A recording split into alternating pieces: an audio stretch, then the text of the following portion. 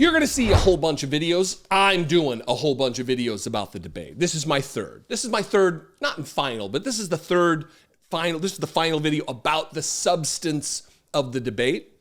And I'm making fun of the concepts of a plan. I'm making fun of Donald Trump rambling in a racist tirade about migrants eating people's pets, just bananas moments. But I really want to draw a serious juxtaposition between the two candidates, what they left us with at the end of the night. And like with every debate, there's a moment for opening statements. I don't think there was in this debate, but at the end, there were closing statements from each candidate. And really, this should sum it up for you, because you go into, as a candidate, as a debate participant, you go into it knowing what your closing statement is going to be, or at least a pretty tight, but loose version. You have the framework, the outline down that you can kind of pivot and change based on what has taken place over the last hour and a half or 2 hours. But basically, it's set. So Donald Trump wasn't working on the fly here. He was working from that framework that I just talked about. Kamala Harris as well. And so that's what I want to give you. This is what Donald Trump, the campaign, had prepared. This is the closing message. This is what I want to leave you with. This is what I want you to remember about this debate. And this is what Donald Trump brought. So she just started by saying she's going to do this, she's going to do that, she's going to do all these wonderful things. Why hasn't she done it? She's been there for 3.5 years. They've had 3.5 years to fix the border. They've had 3.5 years to create jobs and all the things we talked about. Why hasn't she done it? She should leave right now, go down to that beautiful White House, go to the Capitol, get everyone together and do the things you want to do, but you haven't done it, and you won't do it because you believe in things that the American people don't believe in. You believe in things like, we're not going to frack. We're not going to take fossil fuel. We're not going to do things that are going to make this country strong, whether you like it or not. Germany tried that, and within 1 year, they were back to building normal energy plants. We're not ready for it. We can't sacrifice our country for the sake of bad vision. But I just ask one simple question. Why didn't she do it? We're a failing nation. We're a nation that's in serious decline. We're being laughed at all over the world. All over the world, they're laughed. I know the leaders very well. They're coming to see me. They call me. We're laughed at all over the world. They don't understand what happened to us as a nation. We're not a leader. We don't have any idea what's going on. We have wars going on in the Middle East. We have wars going on with Russia and Ukraine. We're going to end up in a third world war, and it'll be a war like no other because of nuclear weapons, the power of weaponry. I rebuilt our entire military. She gave a lot of it away to the Taliban. She gave it to Afghanistan. What these people have done to our country, and maybe toughest of all, is allowing millions of people to come into our country. Many of them are criminals, and they're destroying our country. The worst president, the worst vice president in the history of our country. Lunatic.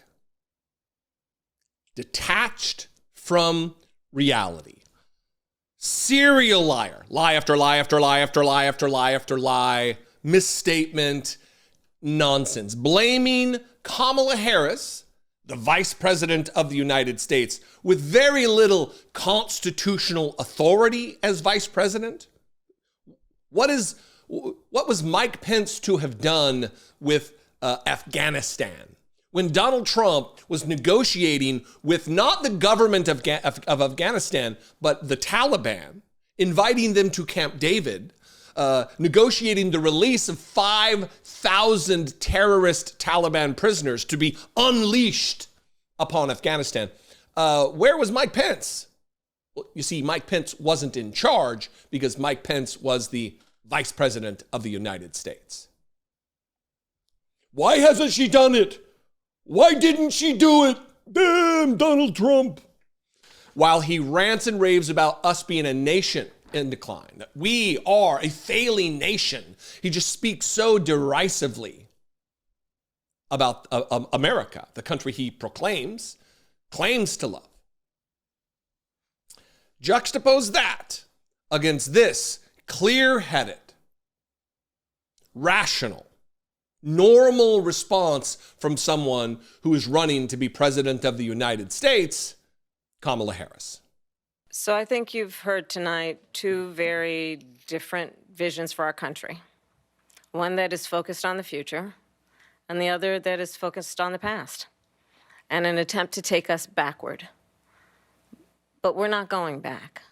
And I do believe that the American people know we all have so much more in common than what separates us. And we can chart a new way forward. And a vision of that includes having a plan, understanding the aspirations, the dreams, the hopes, the ambition of the American people, which is why I intend to create an opportunity economy, investing in small businesses, in new families, in what we can do around protecting seniors, what we can do that is about giving hardworking folks a break and bringing down the cost of living. I believe in what we can do together that is about sustaining America's standing in the world and ensuring that we have the respect that we so rightly deserve, including respecting our military and ensuring we have the most lethal fighting force in the world. I will be a president that will protect our fundamental rights and freedoms, including the right of a woman to make decisions about her own body and not have her government tell her what to do. I'll tell you, I started my career as a prosecutor. I was a DA, I was an attorney general, a United States senator, and now vice president. I've only had one client, the people. And I'll tell you, as a prosecutor, I never asked a victim or a witness, are you a Republican or a Democrat? The only thing I ever asked them, are you okay? And that's the kind of president we need right now. Someone who cares about you and is not putting themselves first. I intend to be a president for all Americans and focus on what we can do over the next 10 and 20 years to build back up our country by investing right now in you, the American people. The choice could not be more clear. And if you're out there and you're, MAGA troll or someone maybe who's actually earnestly weighing these two candidates, I don't understand that because we know who Donald Trump is, absolutely. And if you're still wondering that maybe there's comparisons to be made, I just don't get that. But this should make it clear. Someone who is thinking about the future, who's not languishing in the past, claiming that they won the 2020 election when they did not, when it is but a lie and conspiracy theory created by Donald Trump himself, even before the election. He was claiming, if we lose, it will be because we're rigged. It was rigged. Steve Bannon has said as much. Roger Stone has said as much. We know what the game plan was. Donald Trump didn't expect to win the 2020 election through democracy. He doesn't plan to win this one through democracy. We all have a choice. We have a role in this to choose who we want to govern the country, to lead us into the future. Is it someone with their eyes on the prize, so to speak, on the future, making the lives of you and your children and grandchildren better? Or is it Donald Trump, who's focused on his own grievances and retaliation and canceling the license of the network he just got trounced on in this debate? These are the things that he is obsessed with. He is focused on. Not you, not your family, not your life. Could not be more clear. What do you think? You can leave a comment below. I welcome your participation in this conversation. You can also leave me a voicemail, 714-576-4054. And of course, you can email me as always daily at dollemore.com. Please consider supporting this work. You can become a channel member right here on YouTube. Click the join button for $2 a month. You can help produce this work. You can also go over to patreon.com/IDoubtItPodcast. That is a great way to help support this. And I'm on social media at Dollemore if you're into that sort of thing. We'll see. Anyway, I love and appreciate you very much. Thanks for your engagement. Thanks for your passion for making this country and by extension, the world a better place. I'll see you next time. Be genuine. Take care of one another.